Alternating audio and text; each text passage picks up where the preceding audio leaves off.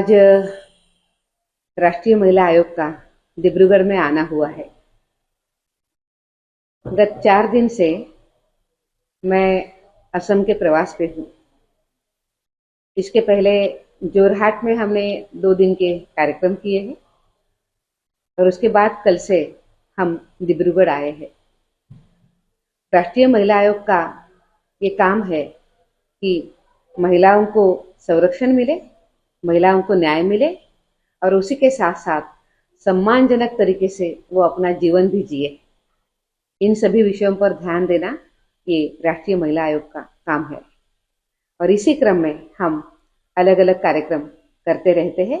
लोगों तक, कम्युनिटी तक जाकर कानून के बारे में अवेयरनेस और महिलाओं के अधिकारों के लिए प्रयास हम करते रहते हैं। आज डिब्रूगढ़ में हमारे 2 कार्यक्रम हैं। आज अभी आपने देखा होगा कि डिब्रूगढ़ में असम क्या पूरे देश में सबसे ज्यादा अगर चाय की बागवानी कही है तो वो डिब्रूगढ़ में है। इसीलिए हम यहाँ की चाय की बागवानी में काम करने वाली जो महिलाएं हैं उनकी हम चिंता भी करते हैं, उनके वेलफेयर के लिए भी हम हमेशा सोचते हैं।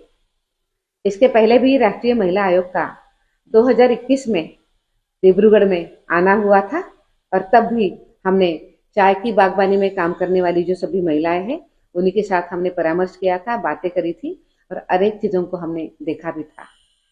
आज हम फिर से यहाँ पे आए हैं कि उसके बाद हमने जो सुझाव दिए थे उस सुझावों के साथ सभी जो इंस्टीट्यूट्स है इसमें काम करने वाली, चाहे वो चाय बागान के मालिक हो या उसी के साथ साथ गवर्नमेंट की व्यवस्था हो या महिलाओं का फिनेंशियल इंक्लूजन हो, उनकी डिजिटल लिटरेसी हो, इन सब विषयों में कितना काम हुआ है, एक बार उसका आकलन करने के लिए हम यहाँ पे आए हैं और आज के समय पे उनके जीवन में क्या बदलाव आया है और आगे चल के हम उनके लिए क्या कर सकते हैं, इस विषय पे सब कुछ बात करने के लिए आज हम यहाँ पे आए हैं। आज सुबह ही मैं कुछ चाय बागानों में गई थी और वहां पे काम करने वाली जो महिलाएं हैं उनके साथ मैं फील्ड पे प्रत्यक्ष जाके बात करके आई हूँ और आज मैंने यहाँ पे वही सभी काम करने वाली महिलाएं, उन्हीं के साथ साथ जो चाय बागान के मालिक है वो एनजीओज, उसी के साथ साथ गवर्नमेंट की जो व्यवस्था काम करने वाली हमारी आंगनबाड़ी सेविकाएं, उन्हीं के साथ साथ आशा बहनें, इनके सभी के साथ आज मैंने बात कर ली है। कुछ चीजें मुझे जरूर कहनी है कि कुछ कुछ प्रॉब्लम्स उन्होंने हमें आज यहाँ पे बताई है। मुझे चिंता है कि जो सिकल सेल जो है, एनीमिया है, इसके बारे में हमें बहुत ज्यादा अवेयरनेस करने की जरूरत है। सरकार इस विषय पे काफी काम कर रही है पर इसके साथ साथ पूरे सामाजिक संगठनों ने भी साथ में जुड़कर आगे आके काम करने की बहुत ज्यादा जरूरत है। वैसे ही ये भी देखा जा रहा है कि टीबी भी यहाँ पे बहुत ज्यादा है तो उसके लिए भी चिंता जरूर है। आज मैंने कुछ देखा कि 8 महीने की गर्भवती महिलाएं भी काम कर रही है। इन सभी महिलाओं के लिए विशेष सुविधा देनी भी जरूरी है।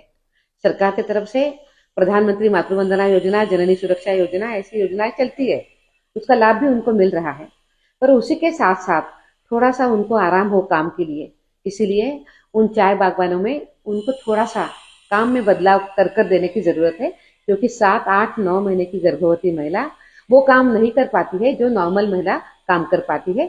बच्चे के हेल्थ के ऊपर भी असर आता है। तो ऐसे अनेक चीजें आज हमने यहाँ पे देखी है और विशेष रूप से मुझे ये भी कहना है कि चाय बागानों में जो महिलाएं क्या पुरुष भी इवन दो सभी के लिए टॉयलेट्स की व्यवस्था होना बहुत जरूरी है। मुझे वो व्यवस्था कहाँ दिखाई नहीं दी है। ये तो बहुत जरूरी चीजें हैं। हम आग्रह करेंगे उन सभी व्यवस्थाओं को, उन सभी इंस्टीट्यूट को कि वो इसका कंप्लायंस जरूर करें। आज ऐसे अनेक विषयों को लेकर हम यहाँ पे आए हैं। कुछ इश्यूज भी आए हैं, दिव्यांग जो भाई बहन है उनके लिए काम करने के विषय यहाँ पे आए हैं और बैंक के साथ भी थोड़ा सा कनेक्टिविटी और ज्यादा चाहिए। ऐसे अनेक विषय आए हैं। उस विषय पे राष्ट्रीय महिला आयोग ध्यान भी देगा, काम भी करेगा और इन सभी महिलाओं को काफी अच्छे तरीके से राहत मिलेगी, ये भी हम देखेंगे।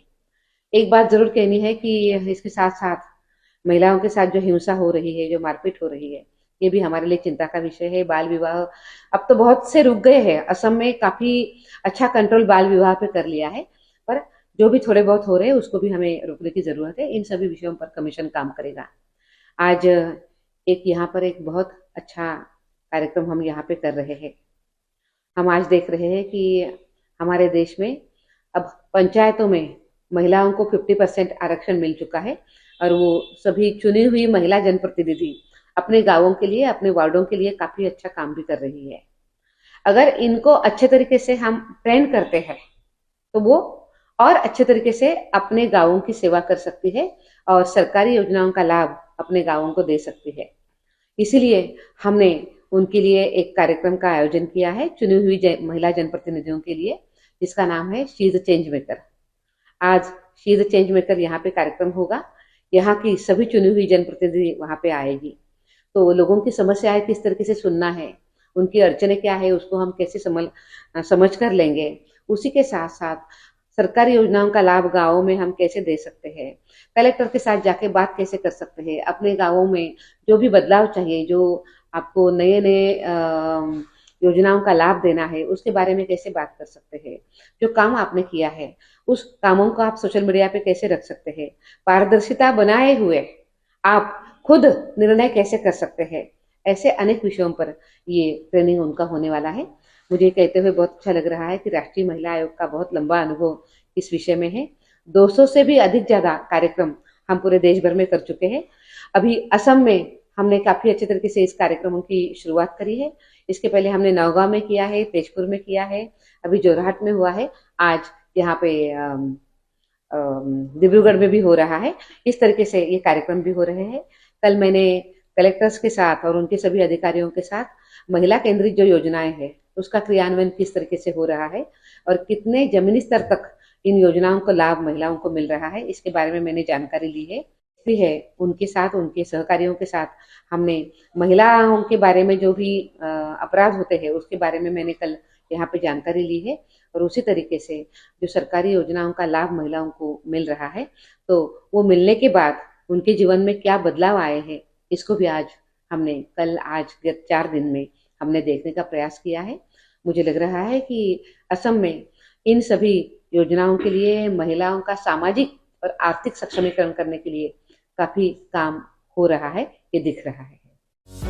যিকোনো খবৰৰ বাবে যোগাযোগ কৰক আমাৰ এই নম্বৰত 9181 307 221।